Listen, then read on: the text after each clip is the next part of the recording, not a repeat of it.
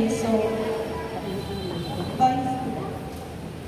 ang biosecurity is an overall program that uses a combination of physical, chemical barriers, and specific directed action that should prevent the introduction of or limit the spread of infectious disease. So, di ba, sa ato, kuha na, kaniyong mo dyan nato nga nag-test ASF ta, ito mo, kulang tao biosecurity, which is nga, sa negosyo, labi na ka ng farming ta, so ako dyan ay ato, pinaka, murag puhunan, aside sa kwarta, kahit natay kwarta niya, wala na ka, kuha sa biosecurity mo ng danosta, nasulat na ASF, isa maing babuyan na ASF dire, na?